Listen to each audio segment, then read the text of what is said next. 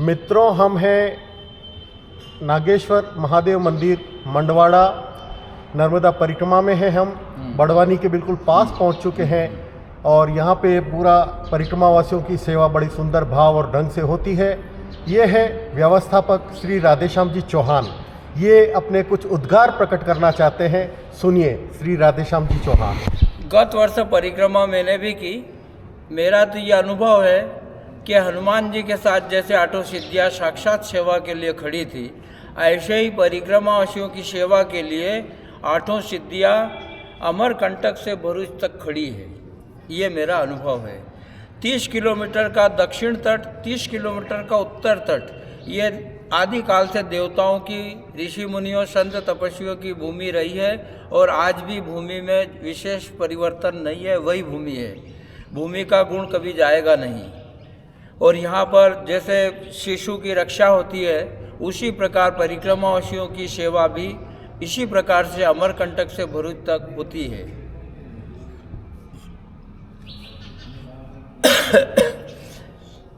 अपने पापों का प्रायश्चित करते हुए चलो और अपना तपोबल बढ़ाओ, इसी को कहते हैं परिक्रमा।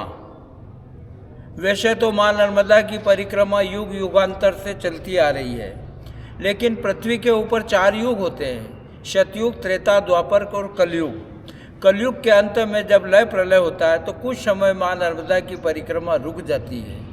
इस मनवंतर के अंदर सबसे पहली परिक्रमा मार्कंडेय ऋषि ने की। प्रत्येक टीकाकारों का यही उल्लेख है। इसके पश्चात बालक ध्रुव ने भी परिक्रमा की। उत्तानपाद की 2 रानियां थी, सुनुति और सुरुचि। सुरुचि के ऊपर मोहित हो गए और सुनुति को पुत्र रत्न प्राप्त हुआ और उसको बहिष्कृत करके घर से बाहर कर दिया।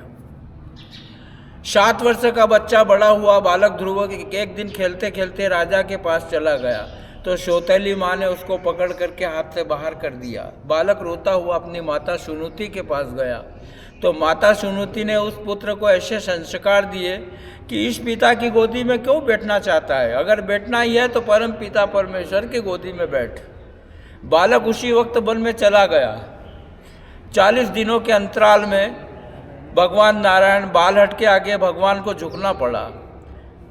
भगवान नारायण स्वयं आए, गोदी में बैठाया बालक को और माता सुनुति को भी नारायण के दर्शन कराए। बालक उत्तराधिकारी भी फिर बाद में आगे चल के बालक ध्रुव ही बना। और बालक ध्रुव कुछ समय राज करते हुए उन्होंने सोचा कि जब मैं परम पिता परमेश्वर की गोदी का जब मैं पात्र हूँ तो माँ नर्मदा की परिक्रमा क्यों ना करूँ। तो उन्होंने भी परिक्रमा की। वैसे तो अपन कभी सभी का उल्लेख करें तो एक युग बीत जाए, इतने लोगों ने या इतने ऋषि मुनियों, संत तपस्वियों ने परिक्रमा की है, लेकिन कुछ खास जो है उनका ही मैं वर्णन करूँगा। कपिल मुनि ने भी परिक्रमा की, नदी नालों का उल्लंघन न किया।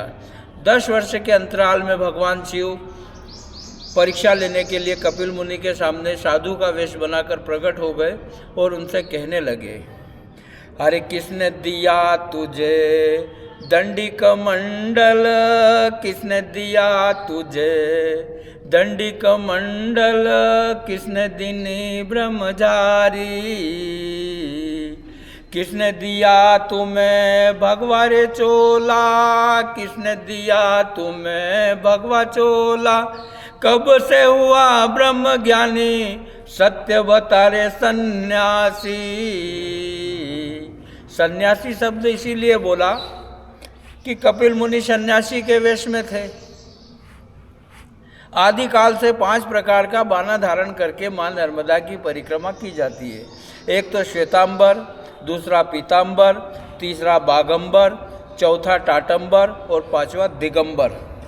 श्वेतांबर मतलब सफ़ेद वस्त्र, पीतांबर मतलब भगवा वस्त्र, बाघंबर बाघ के कपड़ों वाला, टाटंबर टाट की टोपी और लंगोटी वाला, और दिगंबर मीन्स जिनको कपड़ों से कोई ताल्लुक नहीं। लेकिन नागा साधु और तो कई जगह जा सकते हैं, लेकिन माँ नर्मदा की अगर परिक्रमा करते हैं तो माँ नर्मदा शिव की पुत्री है और कुंवारी कन्या है, तो माँ के सामने दिगंबर भी अगर होगा तो उनको भी वस्त्र धारण करना पड़ेगा। जैसे दादा गुरु दिगंबर हैं, वैसे भी महाराष्ट्र में ये बंद हो गया क्या? नहीं चल रहा हूँ। दिगंबर भी जैसे परिक्रमा करते हैं, लेकिन उन्हें भी कपड़ों से धारण करना ही पड़ेगा। तो फिर कपिल मुनि भगवान शंकर से वापस क्या कहते हैं? अरे विष्णु जी ने दिया मुझे दंडी कमंडल, विष्णु जी ने दिया मुझे दंडी कमंडल, ब्रह्मादिनी ब्रह्मचारी, शिव जी दिया मुझे भगवा रे चोला, शिव जी ने दिया मुझे भगवा चोला, जब से हुआ ब्रह्म ज्ञानी सत्यवतार सन्यासी। हे प्रभु, ये भगवा वस्त्र आपने ही तो दिया और ब्रह्म ज्ञान भी आपने ही दिया, और दंडी कमंडल जो है ये विष्णु जी ने और ब्रह्मा जी ने दिया है, ब्रह्मचारी। तो जैसे कपिल मुनि ने नदी नालों का उल्लंघन न किया, इसी प्रकार दंडी कमंडल और माँ की जो झारी है इसका उल्लंघन नहीं होना चाहिए। अगर भूल से भी अगर अपना पैर भी अगर लग जाता है, इसको नमन करना चाहिए। दूसरे का भी अगर पैर लग जाता है तो उससे बोलना कि भैया इसको नमन कर ले, ना नमन करे तो उसका पाप दोष वही जाने। इतना कह कर के मैं दंडी कमंडल का महत्व आपको बता दिया मैंने। इति श्री